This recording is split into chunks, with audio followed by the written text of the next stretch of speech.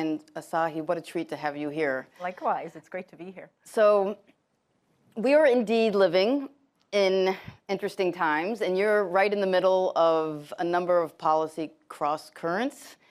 Just talk about what it's like to navigate the philanthropic space right now. What's changing? What are you doing differently? Sure. So there's a sense of panic and pessimism among nonprofit leaders. To speak plainly, in the U.S., around $769 million has already been lost year to date. 22,000 nonprofit jobs have been slashed since the beginning of this year alone. And so nonprofit leaders are very, very concerned. We pulled together some of the largest nonprofit heads in Goldman Sachs headquarters to really talk about this, really to hear from them what they're experiencing. And frankly, what do they need? The answer back, Laura, was loud and clear. We need unrestricted multi-year funding, please. And I said back to them, I said, we're happy to do that, but the amount that I'm giving won't necessarily change. And so if I do multi-year unrestricted, it means that this room of nonprofit leaders may get smaller next year because we're doing multi-year funding. And you may not be surprised by their answer back. Without a single dissenter, they said, do non-restricted multi-year funding. I'd love to be the one getting the multi-year funding.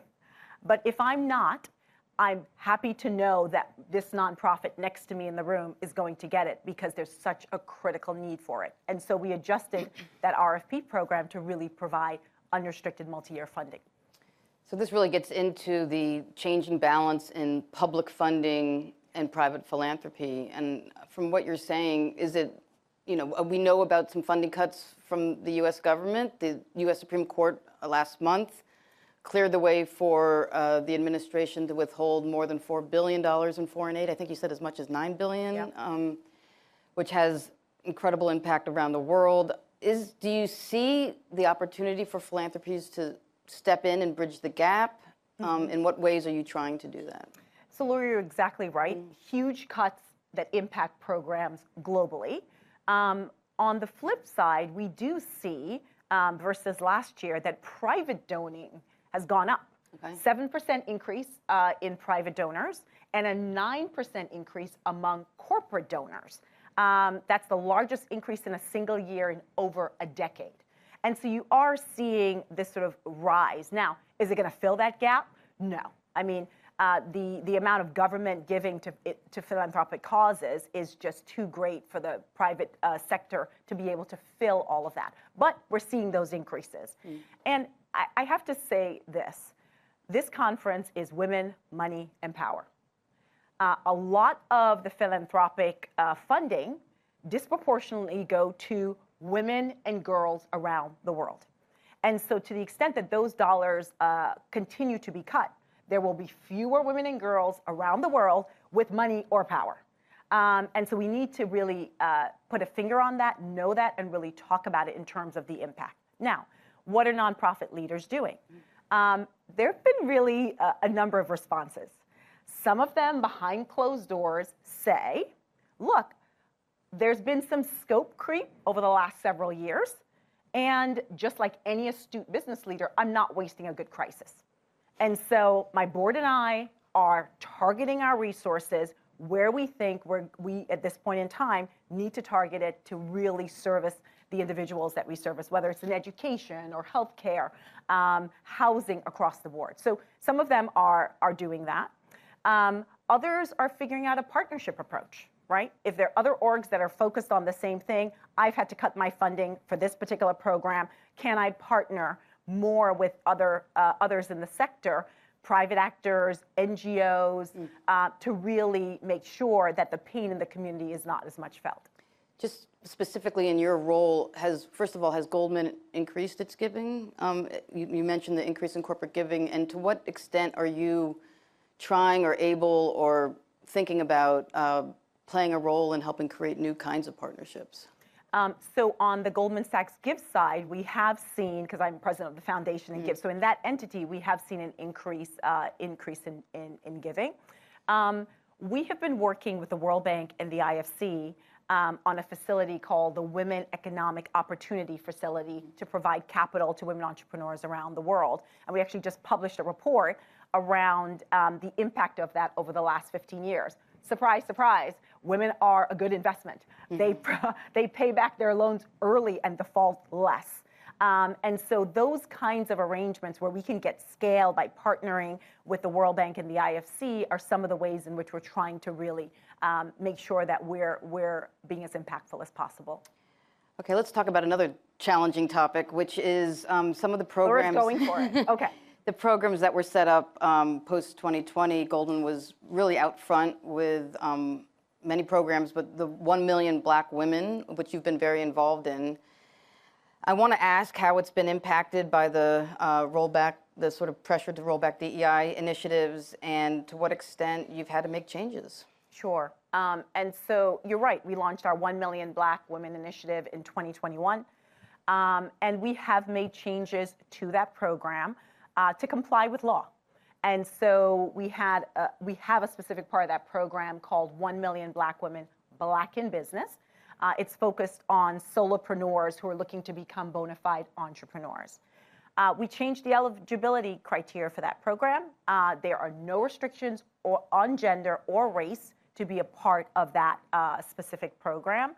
And look, we want to make sure that we're still doing this work, but we're going to have to do it in a way that's compliant with the law. If the law changes, Goldman changes its program. That being said, the impact is unequivocally there. We are working with solopreneurs across now 47 states to give them free of charge, best-in-class education to help their business grow, and we're tracking their growth over time.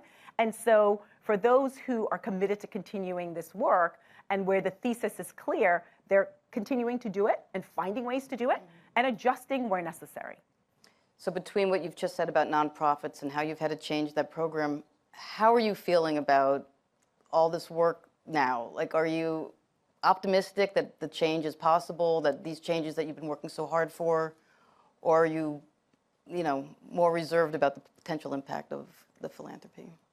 It's a tough time, but I think, and anyone who says otherwise, I think there's just, not seeing the reality on the ground. That being said, I think that there are ways in which working with the nonprofit sector, we can navigate this. Really letting people know, here's what's being cut. Here's the ways in which we are, as a nonprofit sector, being nimble and thinking about how we best marshal our resources. That being said, we need your focus in these particular areas. Different financial tools, blended finance, more public-private partnerships, right? And so those are the kinds of things we're working with nonprofits to figure out how best to have impact. You've also done a lot of work with small businesses around the world. Tariffs is a big challenge for them, I'm sure. I just want to ask, what are you hearing from them and how are you trying to help? So we really try to keep a pulse on small business owners. We have our 10,000 Small Businesses program, which has surpassed its ambition of 10,000. We're about 17,000 small businesses as of this morning. And we also have launched a program in the UK where we have over 2,000 business owners, and also in France. So what are we hearing from business owners? A number of things.